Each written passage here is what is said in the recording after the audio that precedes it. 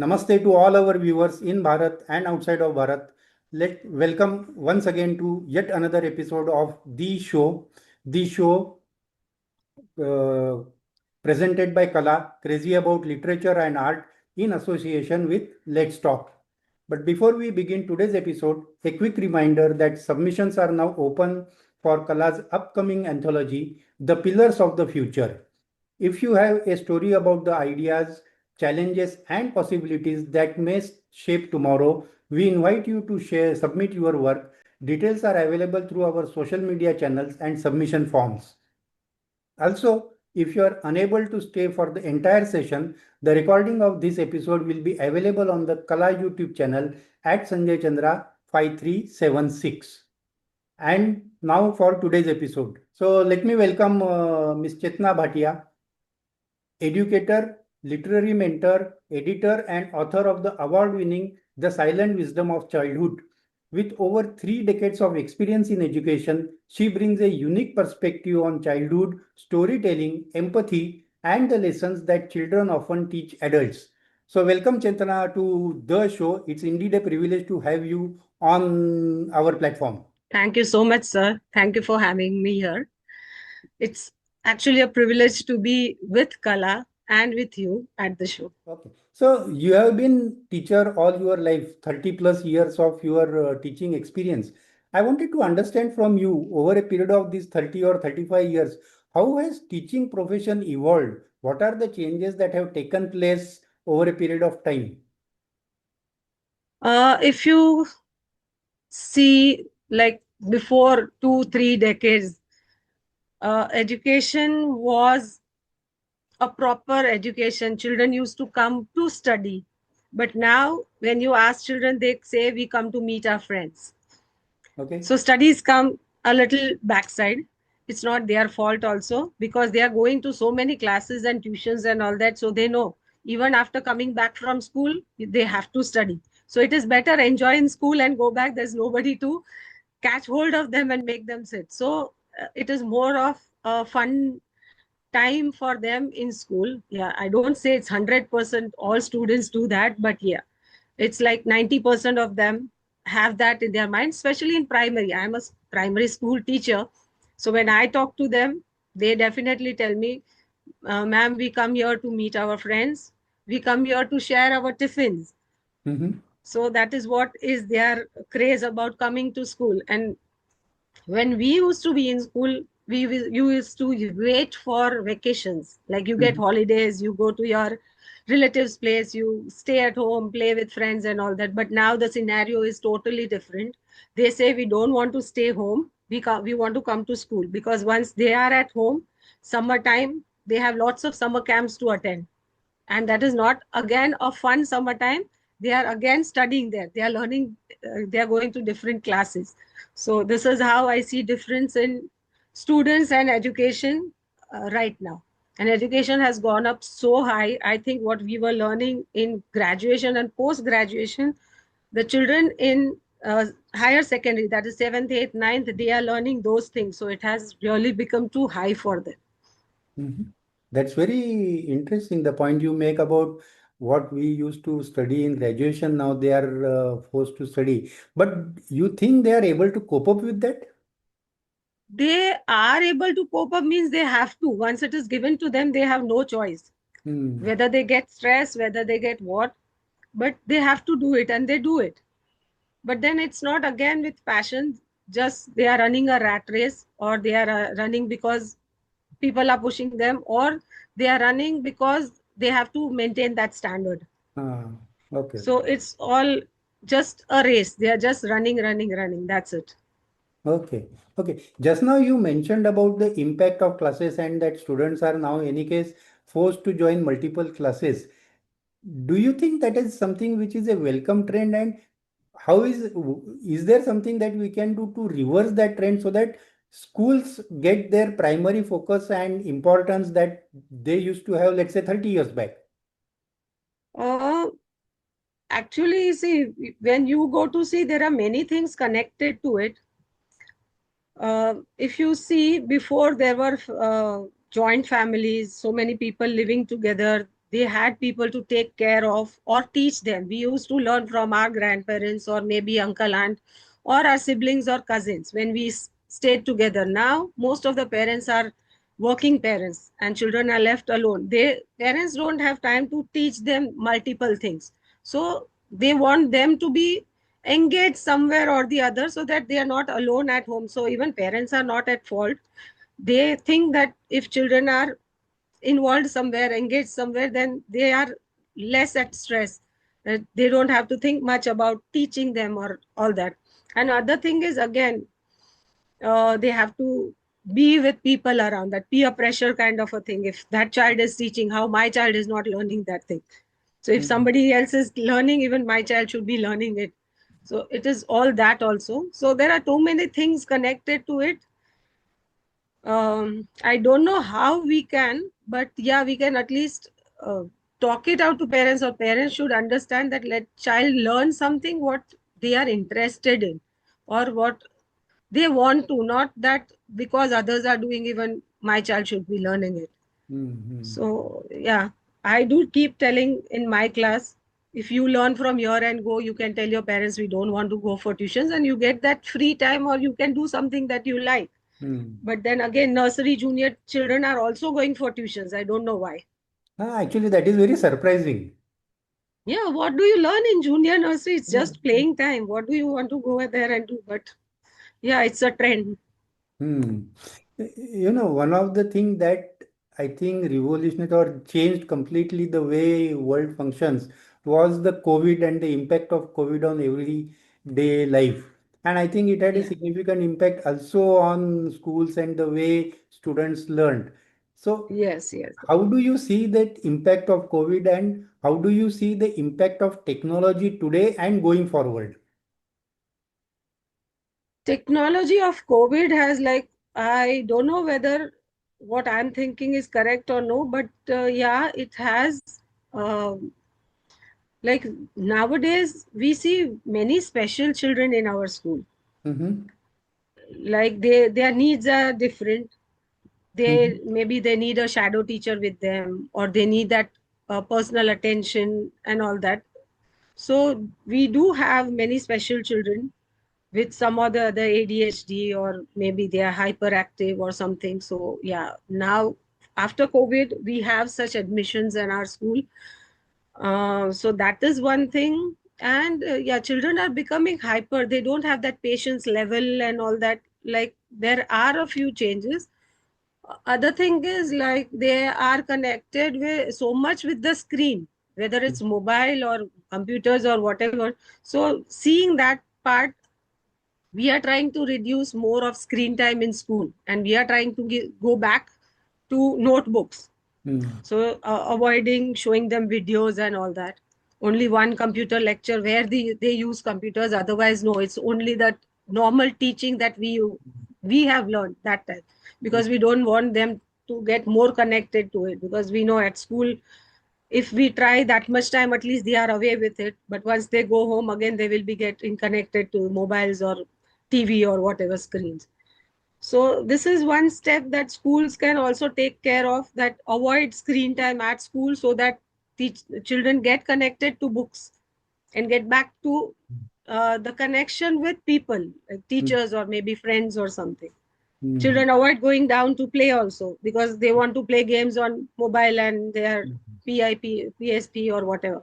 Mm-hmm. So that has also gone down. So it is like becoming teachers and schools duty to keep them away from screen, avoid giving them screen homework like research and all that. If they are again, then again they are connecting to screen. So Yeah. it is better we avoid giving them such homework, so that they don't get connected to it again. Hmm. But you think that that trend is working and succeeding? uh, yeah, it will take a while. See, suddenly that change cannot come. Slowly, Mm-hmm. slowly, like if we think and if we try to do, Mm-hmm. children will also get connected to books and all that. Keep promoting books, keep promoting stories, keep, if we do such things, we keep telling them this is better option, someday somewhere that hammer will hit the proper Mm-hmm. place. We Sometime need back. to keep hammering them. Yeah. So sometime back you just talked about in the good old days, there were many people at home, your grandparents or your uncles and aunts, through with whom you could actually learn. Now today, because of the nuclear family, that unfortunately that option is not available. However, today the second option that is available or people are using is technology like search engines like Google or ChatGPT Yes. or stuff like that. Now, with those multiple options available, unlike earlier days when students used to rely more on the teachers and parents to get the information, now they have multiple options. So, do you think to that extent, today children are more adaptive and they are able to access information at a faster pace and from more sources? And to that extent, their relevance or their dependence on teachers is slightly less? Yes, yes, 100%, sir. See, we used to go through encyclopedias and everything to research. Like we were sitting with lots of books around to find and make our project. Now, for them, making a project is just a click of a button. Yeah. You give your topic to ChatGPT, and ChatGPT is giving you the whole project. So here, their work becomes less. But again, their creativity, their thinking power, all this is going down. Hmm. They are not getting chance of thinking something or Hmm. creating something for their self or from themselves.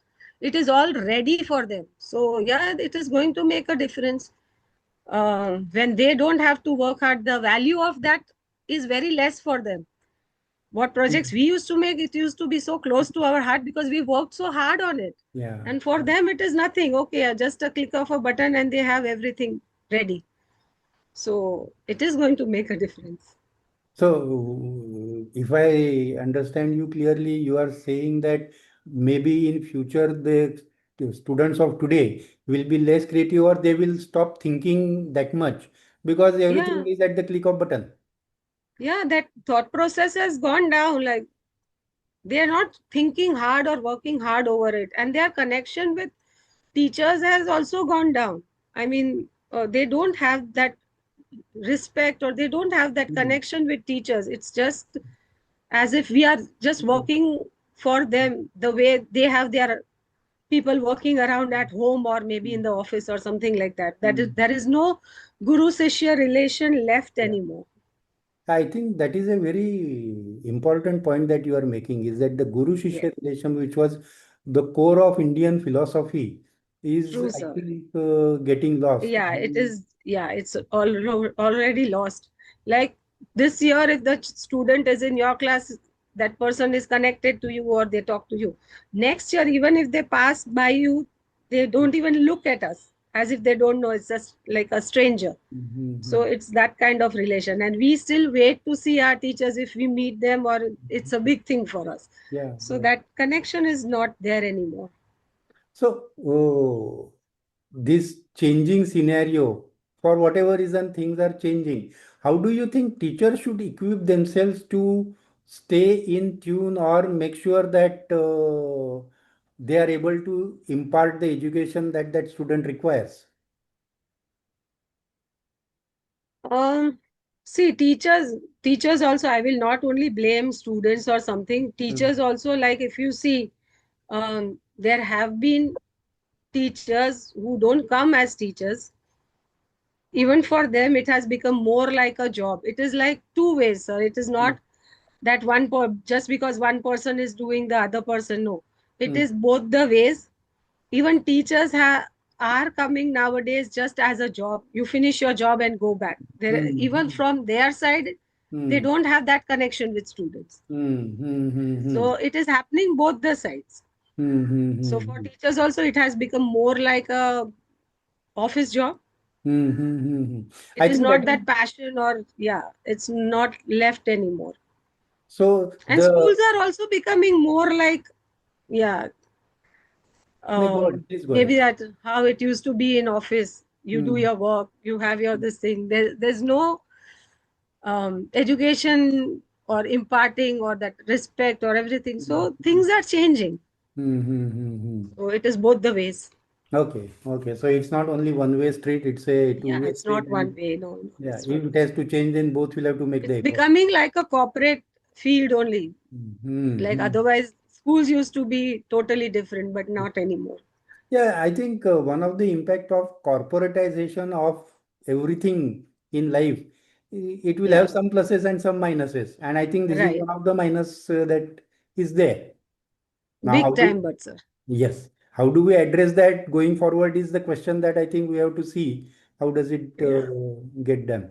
So, coming to your journey as an author, what motivated you and how did you start your journey as an author? Writing was my passion as a student.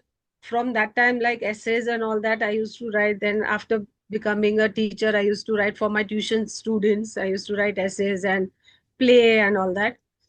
So children used to really love that. Then slowly I thought I should be writing something for myself. And there's a app called Your Code. That's where I started my writing journey. I used to write small quotes and poems and all that. Hmm. And then one day, Poetry World Organization came to me that they had liked one of my poem and they wanted to publish it. So that was my first poem that got published in their anthology. After Mhm. that, it went on. Like I have been a part of around 50 anthologies. I have contributed my poems. I write in three languages: Hindi, Gujarati, English. Hmm. And then one day I felt like I'm forgetting my language, Mhm. Gujarati. Like Uh-huh. speaking, yes, at home, and I used to read books, but then writing is almost gone. Hmm. And when I used to meet some parents in my school, they also used to insist that tell my child that he should be talking in English at home also. Yeah. Then I was thinking, like, if you're going to be English all around, who's Hmm. going to teach your mother tongue? Yeah. When will your child learn your mother tongue? And Hmm. I told myself, even I have left my mother tongue aside. Hmm. So that's how I started promoting Gujarati. And I have made around 17 anthologies in Gujarati, just free of cost. Mhm. Writers just have to send their content and Mhm. they are not charged anything for it. And I made around 17 anthologies with different themes and all that. So that was my first step, to make Mhm. books and get people connected to books. I Mhm. also had many students being a part of anthology, and one anthology we made it compulsory that every author has to bring a child. Mhm. It was compulsory to bring a child, any grade. Let the child write in Mhm. their mother tongue. Mhm. Maybe you bring your neighbor's child or your relative or your Uh, own children, whoever. uh-huh. So we had children ranging from second grade to college level. Mhm. Children gave their content.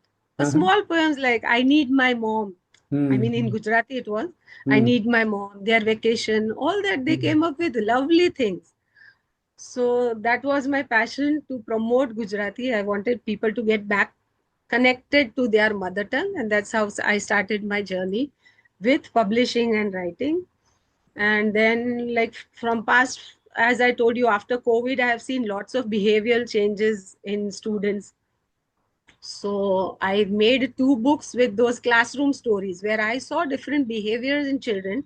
And when I dug up, I came to know it was not the child's fault why the child was behaving like this. There Mhm. was a story behind it.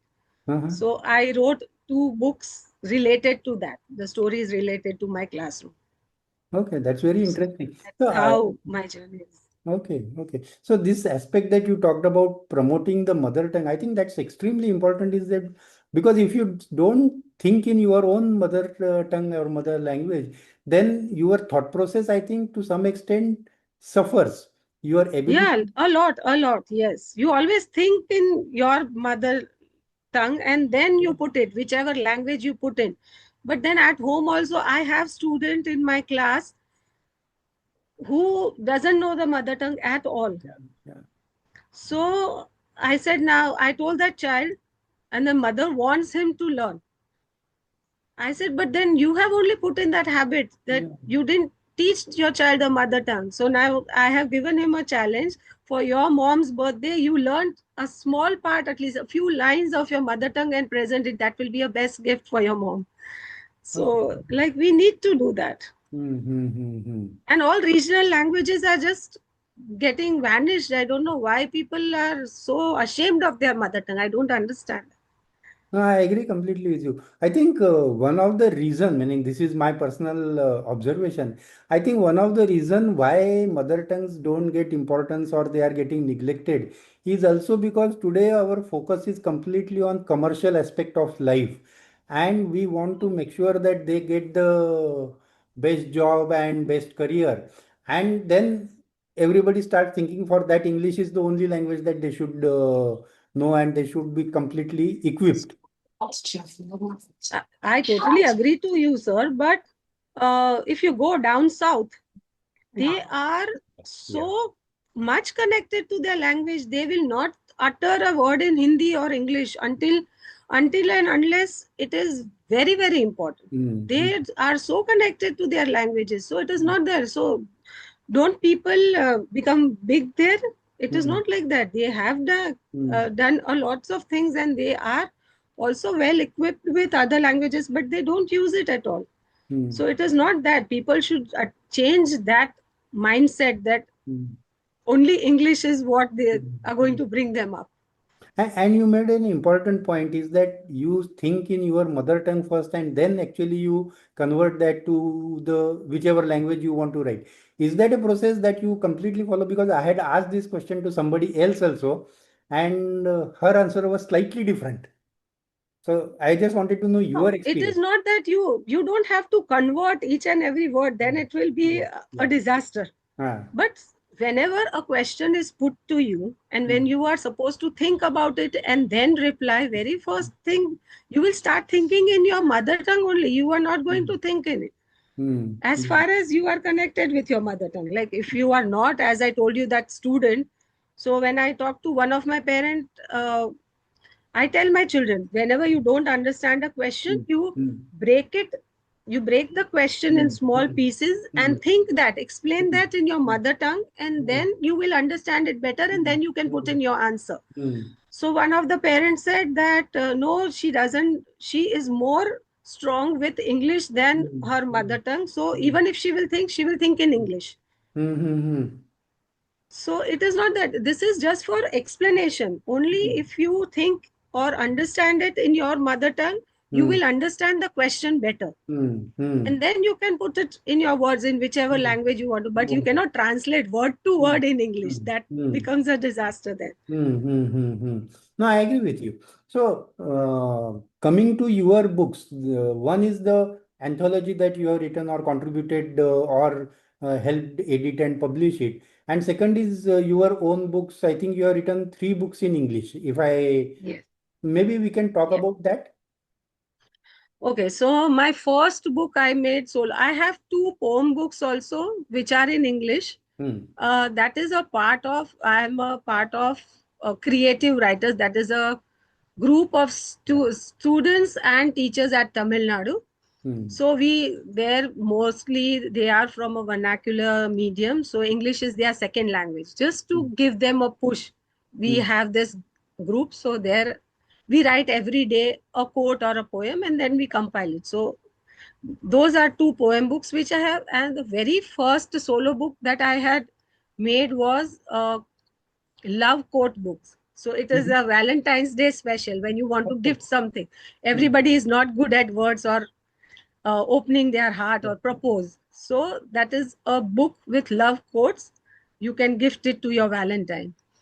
So that was my first book. And Hmm. then the second book was, as I told you, I came to know about the behavior and the Yeah. stories behind it. So that is a book about why children behave in such a manner. One child had a sibling at home, Hmm. so that new arrival was getting so much of attraction that this child was feeling left out.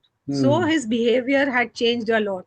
Hmm. So we connected with the parents, and then we tried to explain them this is what he is going through. So something like that. One child was missing his father because he was working abroad.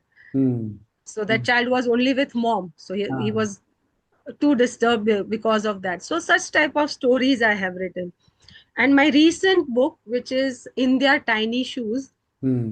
is again a kind of classroom experiences, but the story is about how children are behaving, or how they don't value the things that they have, Hmm. or Hmm. how they, you can say, ragging. Hmm. Children are into it when the Hmm. newcomer is there in the Hmm. class and they don't want to take them in their group or Hmm. something, so the Hmm. ragging happens and all that. So those type of stories I have put in to give them a message. We used to have moral science, if you remember, when we Yeah. were in Yeah. school. Yeah. Yeah. So that is not there anymore. So Hmm. these are the kind of moral stories which will give them some message that what they are doing is not correct, and Hmm. how the other person, the opposite side, feel when you behave like this. Hmm. Hmm. So I have put in stories of such kind. Also the story about when they go for picnics and like overnight picnics and all, their behavior is being watched by other strangers. Hmm. So somewhere or the other, if it connects to their family, how Hmm. do you feel? There's a Hmm. story about a person who saw the behavior of these children, and that person happened to be business partner of that child's father. Okay. Okay. So Okay. then how Hmm. it got Yeah. connected, and Yeah. how embarrassing it was for Hmm. the parents when they came to Hmm. know how his child is behaving when Hmm. he's out. So these type of stories are kind of moral stories I have put in. Hmm.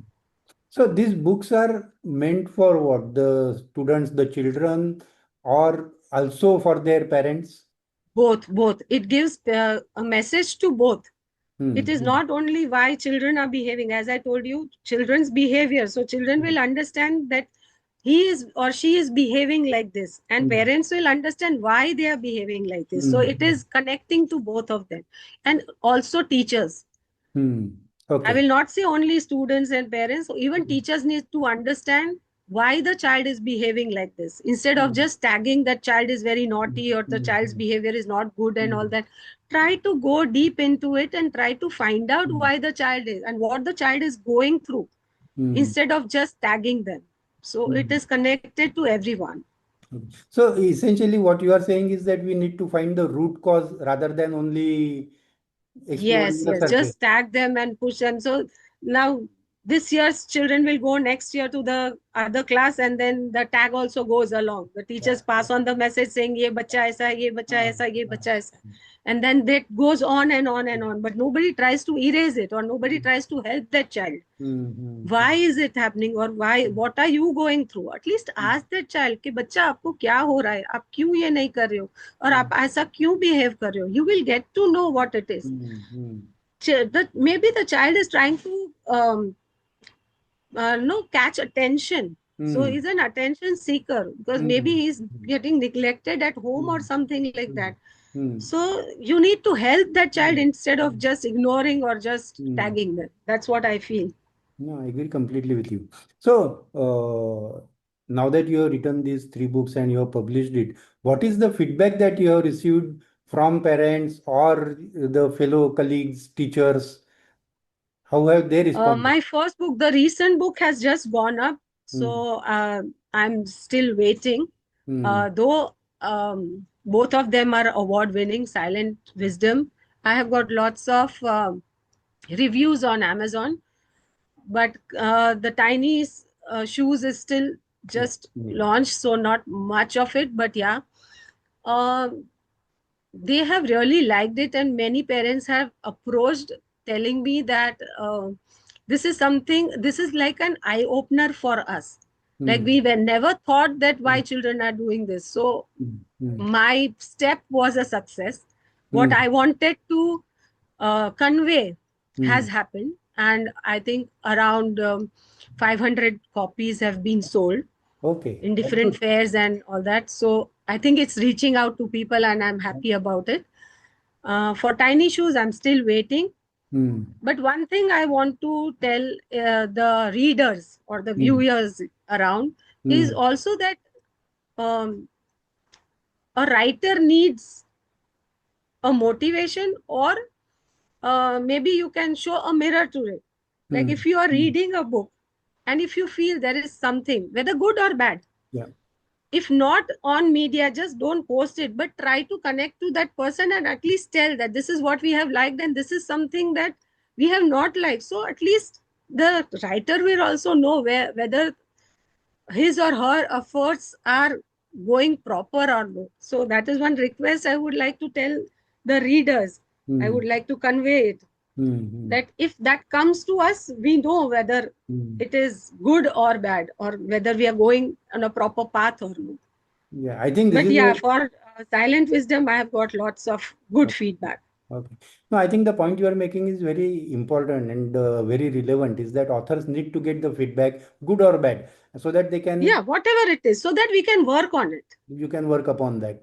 And today, fortunately, there are so many ways that you can reach to the author. Unlike in the True, good old days, 20 years back or so, when all you had to do was write only through the post letters. true, true. Today, there are many options available. So I think I will also request. And in this show, we have always been requesting viewers and readers to give feedback to the author. That is extremely important.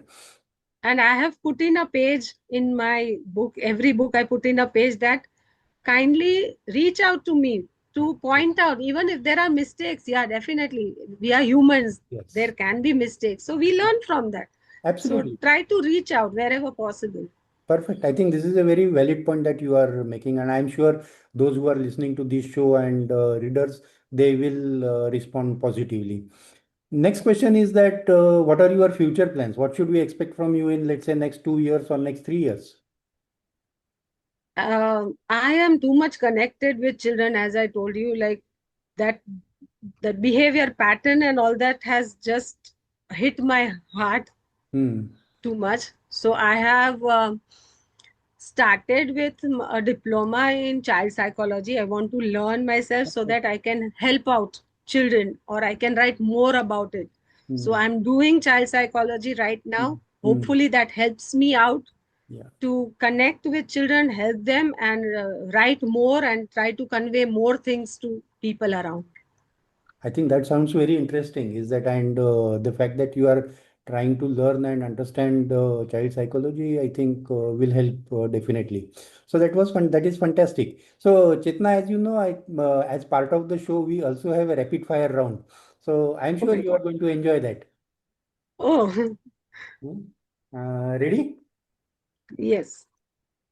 So my first question: are today's students smarter than those the 30 years back? They are street smart. That's smart. What about the parents? Parents are too busy. Too Yeah, they busy. are also smart, but yeah, same way. Okay. And same question about the teachers. Today's teacher versus teachers 30 Teachers, years back. teachers are more connected to like getting things ready made, as students are getting the same way. Okay. Okay. That is true. Fourth question. To you, teaching is complete the sentence. My passion, Perfect. my love, Perfect. One of the qualities every teacher must have. empathy, Perfect. and love for children.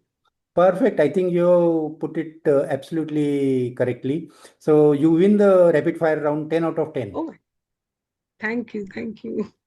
So that was Chetna Bhatia for all of us, talking about her experiences as teacher, as educator, as her journey as an author, and her future plans. That was really interesting, and we really enjoyed having a conversation with you Chetna. And thank you so much for being part of this.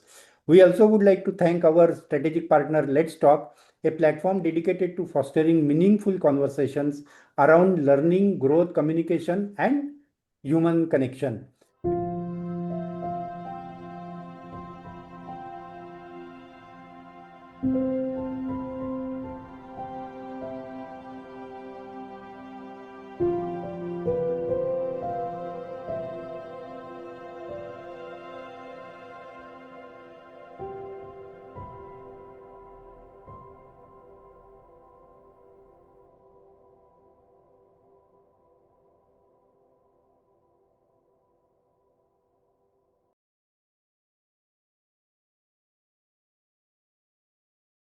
Before we sign off, of a reminder that submissions are now open for Kala's upcoming anthology, The Pillars of the Future. If you have a story about the ideas, challenges, and possibilities that may shape tomorrow, we would love to hear from you. If you enjoyed today's conversation, please share it with fellow readers and writers. The recording of this episode will be available on Kala YouTube channel at Sanjay Chandra 5376, where you can also explore our growing library of literary conversation. Thank you for joining us. Have a great Thank evening you so much. and enjoy the remainder of the Sunday. Thank you so much. Thank you Goodbye. so much. Bye bye.